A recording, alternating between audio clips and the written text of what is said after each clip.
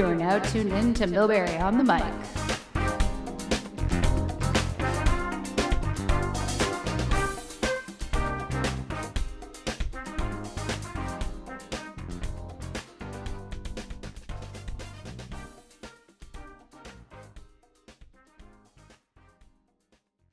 What's up, everyone? Welcome back to episode 2 of Millbury on the Mic, the show where we talk about life, business, creativity, and all the things that happen in between. Today, we're getting fired up, quite literally. I'm your host, Cait Millbury, and today I'm talking to an incredible glassblower here in St. John, Curtis Dionne. He's got shops here in New Brunswick and in PEI, and we're going to talk a little bit about how he turns air, sand, and a whole bunch of other stuff into beauty. Come with me while I talk to Curtis, and you might even see us make something.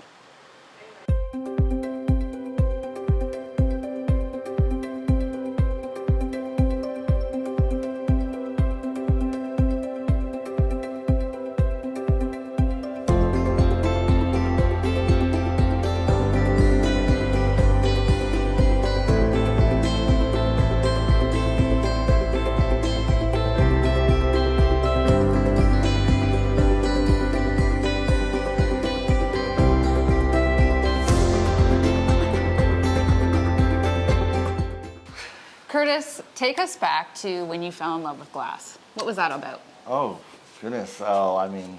I know, I'm coming hard with the questions. Yeah, wow, digging deep. Okay, so actually I started my love for glass when I was about 15. I actually was living in Prince Edward Island, going to high school, and I worked at a record store of this retired couple that opened a record store in small town PEI for their retirement plan. Love that. Which didn't really pan out in the end, but for the 1 year they were there, I worked for them, and her father was a glassblower in Seattle, and she used to show me photos of his work in a binder. You know, this is really before the internet, before I had the internet anyway.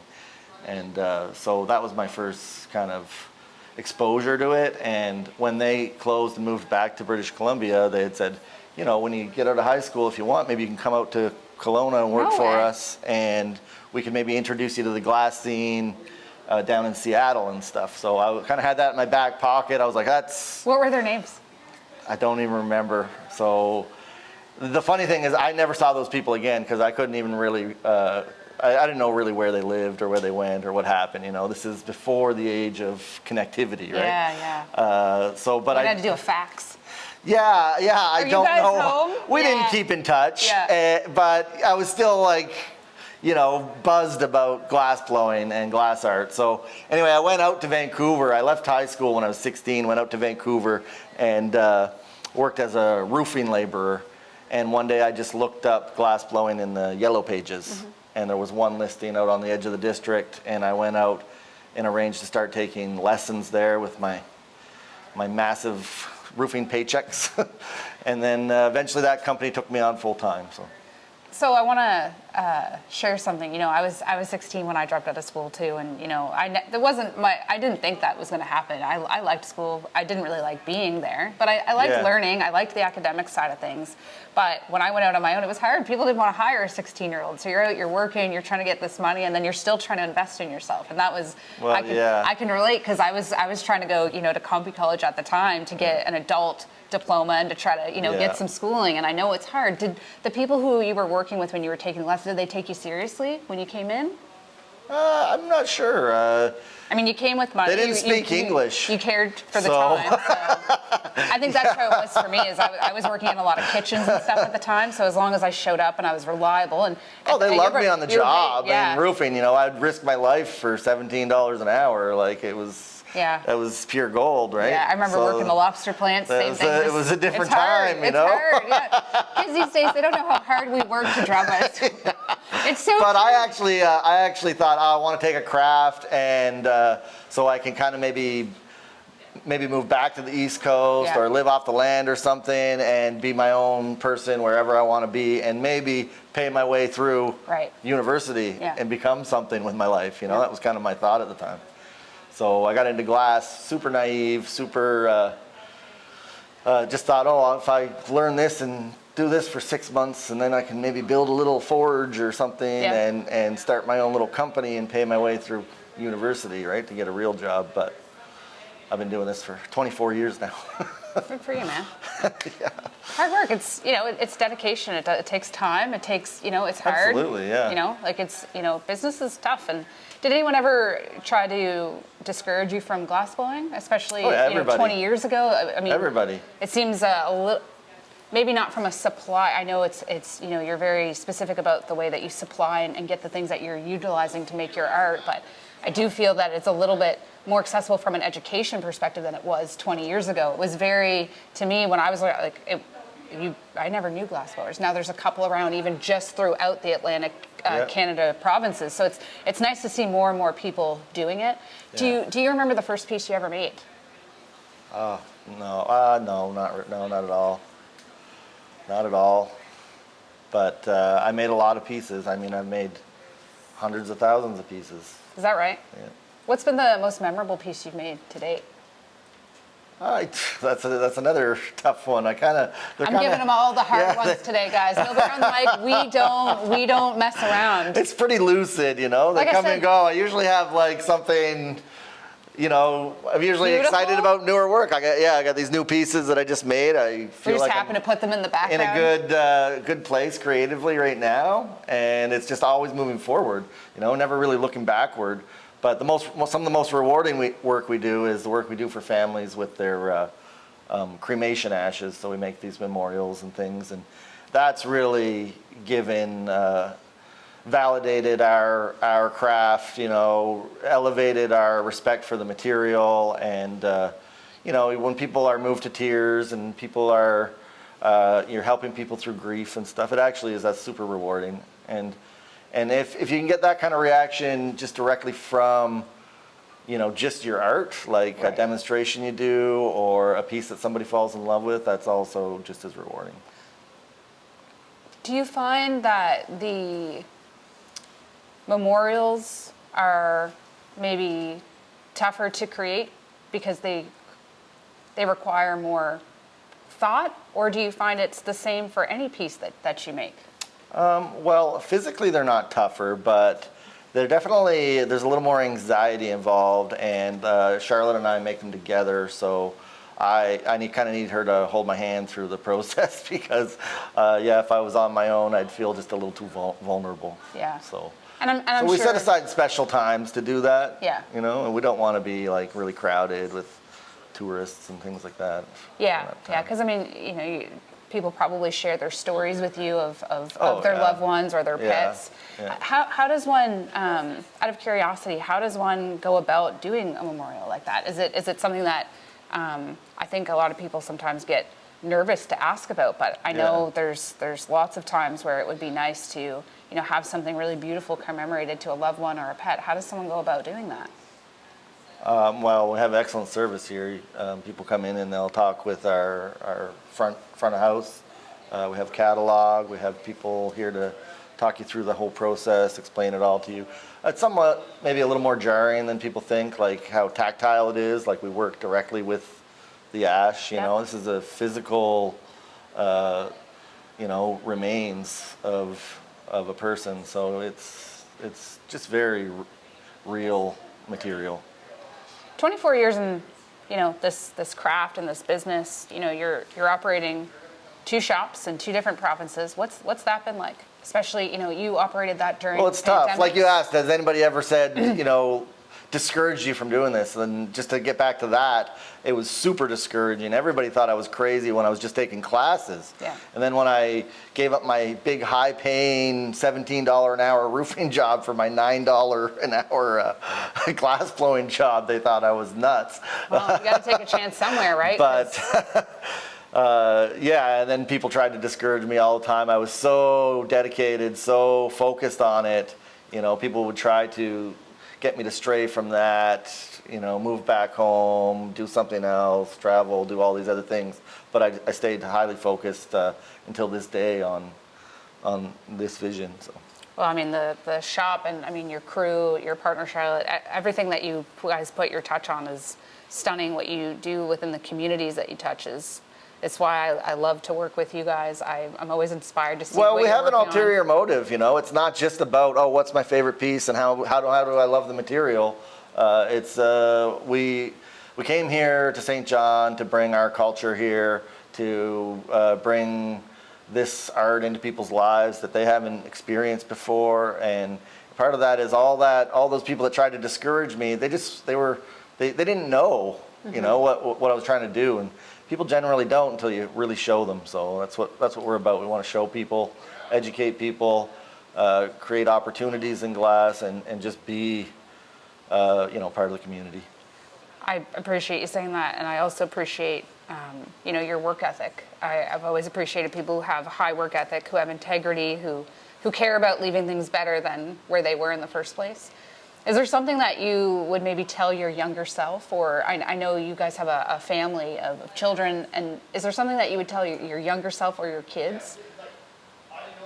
Well, yeah, there'd be two different things, you know, what I would tell my younger Spill the self tea, and Curtis. what I would tell everybody. my kids. What are you really thinking? Two different things. I don't know. I want to encourage my kids and not discourage them. Yeah.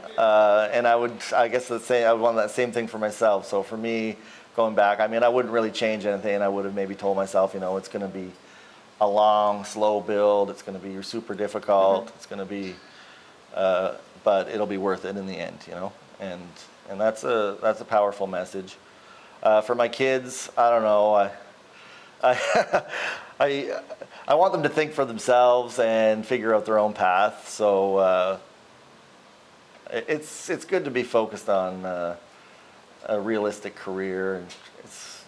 You want to chase your dreams and your goals too, but as a bit of an insight. People always say, like, if you find a job you love, you'll never work a day. I know. I kind of disagree with that. I agree. Yeah, me too. I feel like if you find a job you love and it becomes who you are, you're going to work twice as much as you never stop. somebody who just gets a job and does what they love on the sometimes side. I wish I could just go back to the lobster plant, work my shift, and be out of there, and do the same thing the next day. Yeah, Now, you know, you're thinking about how do you nurture your business? How do you get more sales? How do you show up better? Is your video output full time suddenly becomes every waking moment. And, so, you know, in a lot of ways, I hope for my children that they won't have to go through as much of a struggle as we have, and they'll protect their mental health and their physical health, and just have a happy, healthy life. Has this business and really leaning into this craft and really leveraging this industry for yourself, your family, your businesses, has this really been an impact to your mental health? At times, yeah. You know, there's been sacrifices, and it'll bring me to tears, you know. Looking at a piece, every once in a while I'm struck by a piece, and, you know, I'll be struck by the beauty of the material, the elegance of the form, but also at that, you know, it's mixed with a little bit of sadness, like what have we sacrificed to get here, you know, what has the whole family given up in order to get to this place, and it's a hard answer. It's time, it's freedom, it's a lot, comfort. So, you know, you gotta make sacrifices.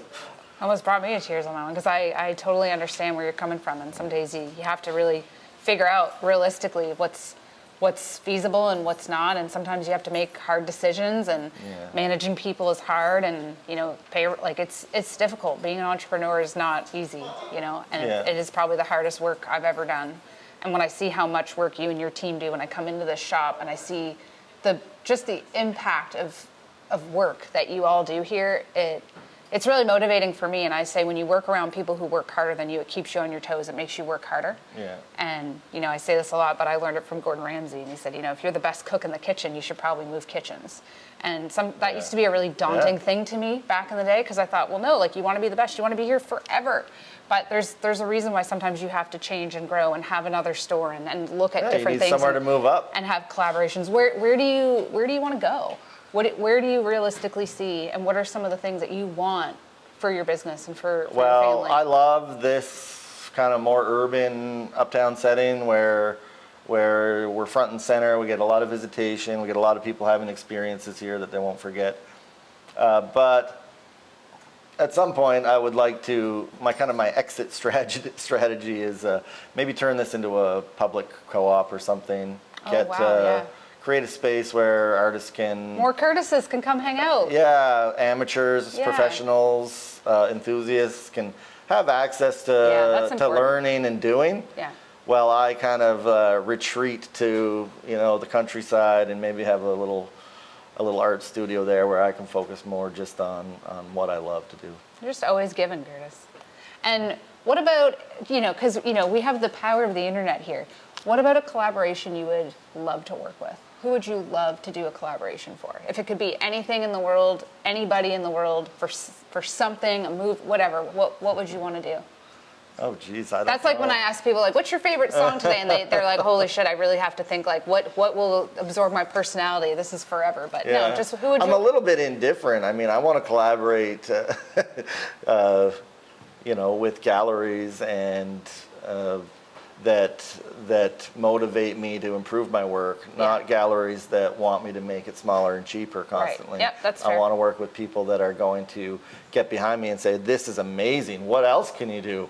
How far can we go? I want to work with people who recognize the unique artistry and talent and beauty in the products that we make and want to push us to the limit, see, we don't know. It's about discovery, right? You can only plan so much, and the rest is all about discovering what's out there. So, I love that, and I think it's so cool. You guys, the way that you're really leaning into this. You're looking at, the different things that you can do for awards, different corporations, custom gifts, memorials. Like, you really have touched everything, and I think it's great. Well, we want to be a household kind of name in a way. Like, we want to make beautiful glass art that's accessible to everybody, that's made right here. We want to put a Christmas ornament on every Christmas tree in New Brunswick, but at the same time we also, I have this deeper kind of desire to be brought up into high-end art or be recognized as we're starting to get more recognition for our bigger pieces. People are coming in and come on, guys, spending, are you serious? These ones here are $1,200, and we're building it up that way. But we want to play the whole spectrum.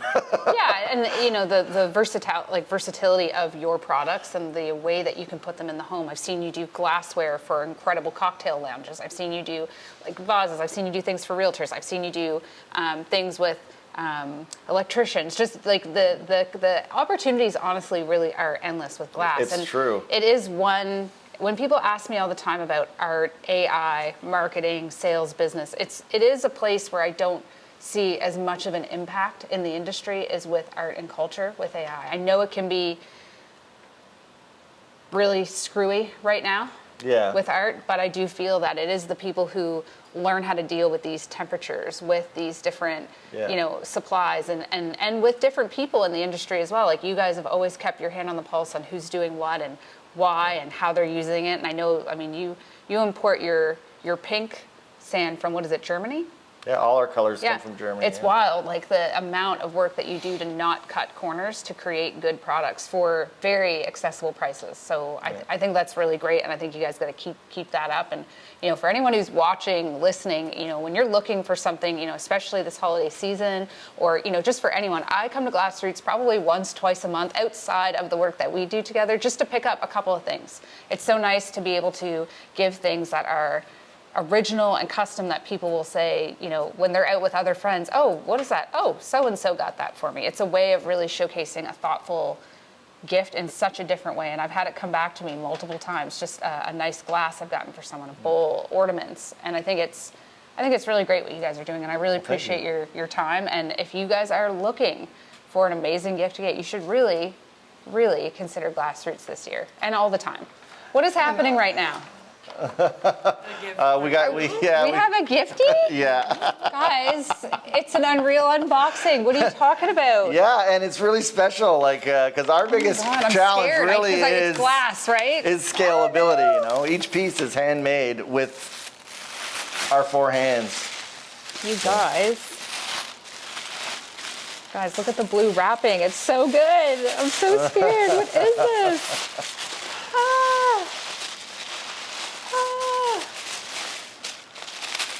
We'll have to put, And this oh is the excitement my. you can expect when you give a gift from here. Are you kidding me?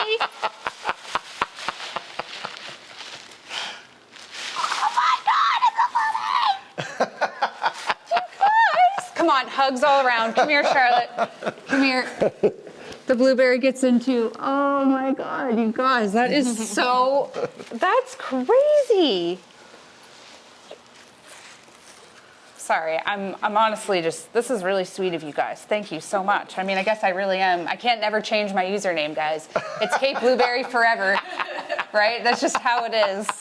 Really appreciate this. This is really unexpected. Thank you so much. Yeah, no. But this is really the kind of community and hospitality when you work with business owners and you talk to them and you raise your hand and you come into their shops and you get to know the things that they make.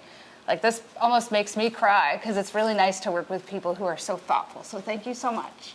Sorry guys, we're gonna cut and we're gonna go make something cool because I'm gonna go cry my face off. Love yous. Bye. No, I'm actually gonna cry. That's really nice of you guys. I'm gonna a benchmark. Yeah, you're gonna do pulled flowers. Now you're gonna lift with your left hand, and now you can just keep going around, elongating the stem. You give it one final hold, and you can twist with your left hand. This would have been me in my old life, being a glass blower. Behind mine here. Right here? And now you can start your pinches. Well, just pinch all the way around first. There you go. Great. Have it hold one last time, and twist with your left hand. And stretch it out a bit more if you want. It's not beautiful. It is it's beautiful. Stunning. Yeah. Like the first time you use that material, then you can start to realize like the, I don't know what you You call did it. good. You could be a glass blower. I call these retro flowers, groovy flowers. Yeah. Look at that. More ornament flowers. In my new generation, I'm a glass blower. It's been 5 years since our glass roots episode. Things have changed. Here at Glass Roots, and we're not done yet. Right before we wrap up, we're going to show you something that will blow your freaking minds, just to really make sure that you understand the impact of this. Nice and toasty here too. If you ever come down the alley, you've got a nice viewing spot back here, lots of people hanging out. You can't see them right now, but they're hanging out in the benches, watching us make magic. So I'm gonna hand this to you. You gotta keep it turning, okay? Whoa, put your hand over. Put this hand over. like Yeah, this? yeah. Slow. Relax. Tranquilo. Now just hold it up, put it up to your lips, keep it turning, and blow. Turn towards Mike. It's coming. Whoa.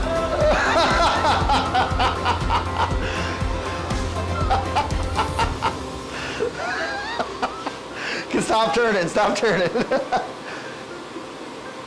Congratulations. It's my heart on a stick.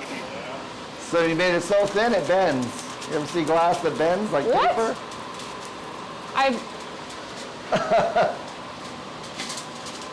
Am I amazing at this? Am I amazing? Wow. Yeah.